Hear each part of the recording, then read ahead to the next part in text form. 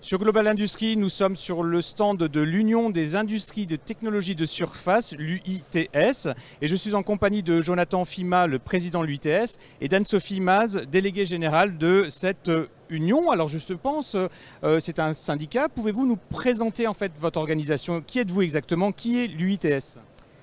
Alors bonjour à tous, l'UITS est donc effectivement un syndicat professionnel qui regroupe des entreprises. Pour notre part, nous avons 220 adhérents qui travaillent dans le domaine des technologies de surface. Donc on a à la fois la sous-traitance, traitement de surface, traitement thermique, peinture, mais également les fournisseurs de matériel et les fournisseurs de produits chimiques. Quelle est exactement la typologie de vos adhérents? Quelle taille d'entreprise? Alors en fait, c'est la particularité du syndicat, on a des entreprises de toutes les tailles, ça va de 2 personnes à plusieurs milliers de personnes puisqu'on a des grands groupes internationaux qui sont adhérents au syndicat. Mais la typologie moyenne, c'est 20-30 salariés sur une entreprise de traitement de surface en sous-traitance. Quelles sont vos actions au quotidien?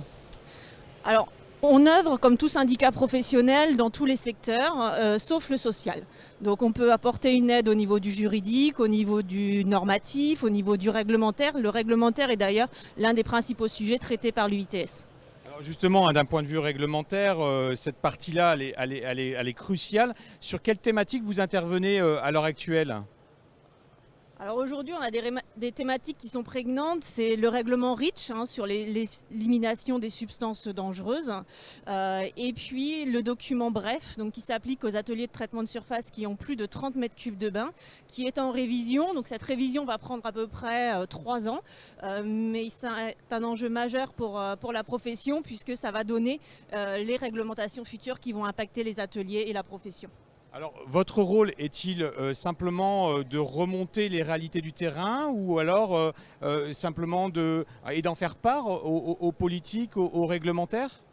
Alors, en fait, on a deux approches, si vous voulez. On a une première approche qui est proactive dans une approche un peu lobbyiste pour défendre les intérêts en amont, préalablement en fait à la publication des textes réglementaires.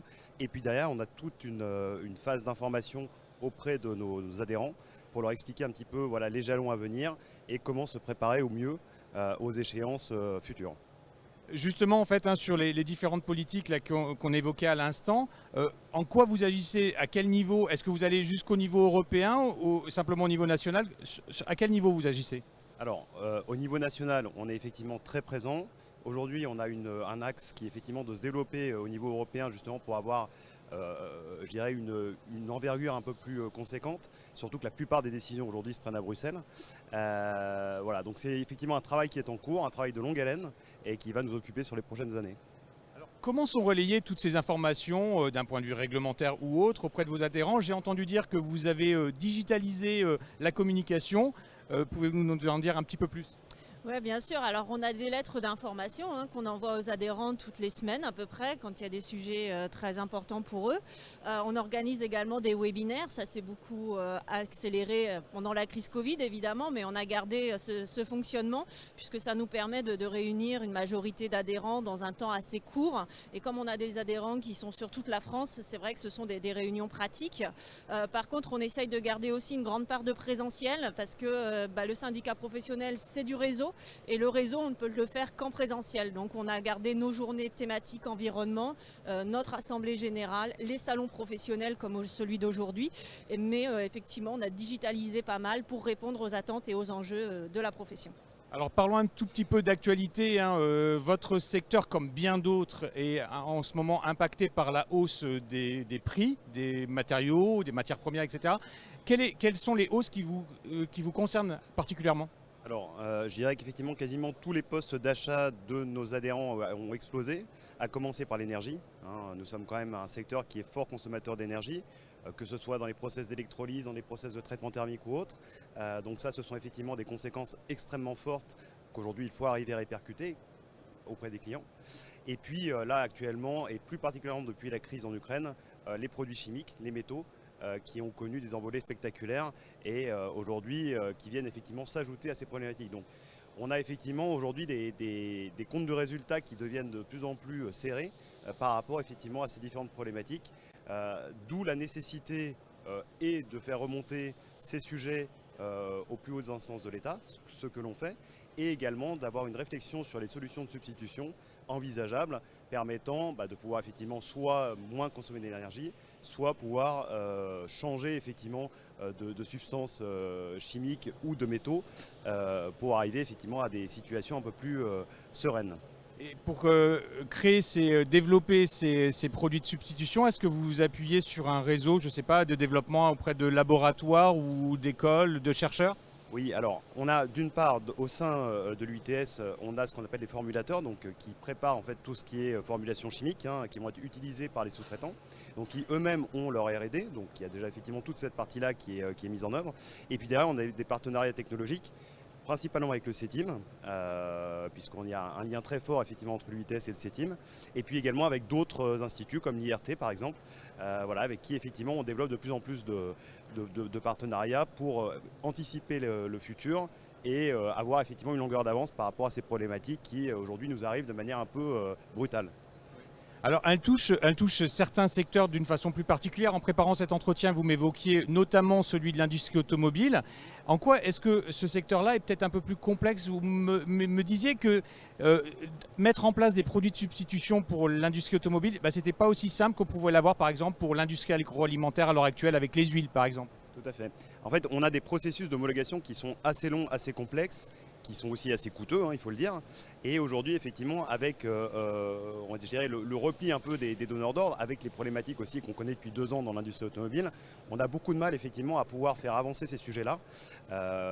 On l'a alerté, on a fait dernièrement une journée technique automobile où on a convié les donneurs d'ordre, en particulier les entre guillemets nationaux, Stellantis et Renault, pour leur exposer cette problématique et pour leur dire qu'effectivement, il fallait vraiment prendre le sujet de manière urgente pour éviter de se retrouver dans le mur. Alors effectivement, on comprend qu'il est nécessaire d'avoir toute une phase d'homologation et de ne pas brûler certaines étapes critiques, notamment quand on parle de process sur des pièces de sécurité. Par contre, il faut le lancer et il faut être prêt pour effectivement d'éventuelles pénuries, parce que là on parle d'explosion des coûts, c'est une chose. Si on commence à parler de rupture d'approvisionnement comme on l'a connu pour les semi-conducteurs dans d'autres secteurs, ça va être une autre histoire. Mais les produits de surface, en fait, finalement, c'est important dans tout ce process de fabrication? C'est pas important, c'est crucial. Sans traitement de surface, sans technologie de surface, en fait, aucune pièce mécanique ne peut être commercialisée, je dirais. Et finalement, les problématiques qu'on a connues avec les composants électroniques, on pourrait les connaître également avec le traitement de surface, c'est-à-dire que sans effectivement les procédés de technologie, que ce soit des traitements thermiques ou des traitements de surface, les pièces ne peuvent pas être utilisées et donc les véhicules, les avions, les différentes machines qui peuvent être concernées, finalement ne peuvent pas être produites, quoi. Donc ça ne sert à rien même de développer un produit et de commercialiser un produit qui est très coûteux si derrière, en fait, on ne peut pas s'en servir d'une façon très concrète, c'est ça? Oui, tout à fait. Et puis, il faut quand même prendre en compte effectivement le fait que, malgré le fait que notre secteur est un peu méconnu du grand public, on est quand même à un point effectivement critique qui peut, je dirais, bloquer toute une chaîne d'approvisionnement en fait. Donc voilà, c'est quand même un point extrêmement fort et il faut en avoir conscience. Et il faut effectivement que l'ensemble de la supply chain soit un peu dans cette dynamique, soit solidaire et soit proactive dans ces périodes particulièrement complexes, quoi. Alors on a vu tout au long de cet échange le rôle que peut jouer l'UITS par rapport à ses adhérents d'accompagnement. Il y a un sujet dont on parle aussi, c'est le plan France Relance. Comment est-ce que vous accompagnez vos adhérents là-dessus ? Déjà en les informant énormément sur l'existence même de ce plan France Relance, ses évolutions, ses mises à jour régulières qui sont publiées par le gouvernement. On a eu à peu près une quarantaine de sociétés qui se sont saisies du plan France Relance pour faire la modernisation des installations, donc c'est très important pour la profession. Ça a bénéficié principalement au secteur automobile et au secteur aéronautique.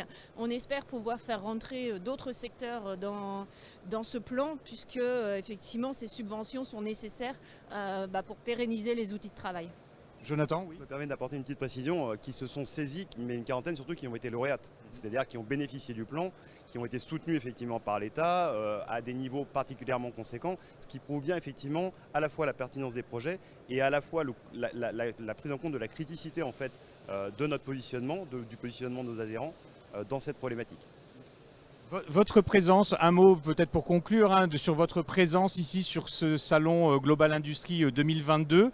Comment vous êtes composé exactement? Qui est présent avec vous sur cette édition? Alors on a une quarantaine d'adhérents qui sont présents avec nous sur l'espace traitement de surface. En fait, on a réuni cette année à la fois la sous-traitance et les équipements, donc ce qui fait un très grand espace sur le salon. Donc ce sont des adhérents qui exposent habituellement, hein, qui aiment montrer leur savoir-faire en fait sur le salon. C'est une présence qui est nécessaire à la fois pour le syndicat et puis pour les industriels et pour la profession. Et il y a beaucoup de démonstrations de nouveautés qui sont faites par vos adhérents et sur les technologies que vous portez. Alors pas sur le salon, du moins pas sur cette édition-là, hein. C'est vrai que c'est des choses assez complexes à mettre en œuvre. En plus, depuis le Covid, ça s'est quand même un peu complexifié d'un point de vue logistique. Mais après, je dirais qu'effectivement, l'idée, c'est de pouvoir finalement présenter la théorie. Et puis derrière, effectivement, nous, on invite les clients, les prospects, les partenaires à venir ensuite nous rendre visite pour effectivement voir in situ comment ça se passe. C'est quand même là que c'est le plus parlant. Très bien, écoutez, merci beaucoup à tous les deux pour cet échange. Et on invite tout le monde à vous rejoindre ici sur le salon Global Industrie. Merci encore. Merci. Au revoir.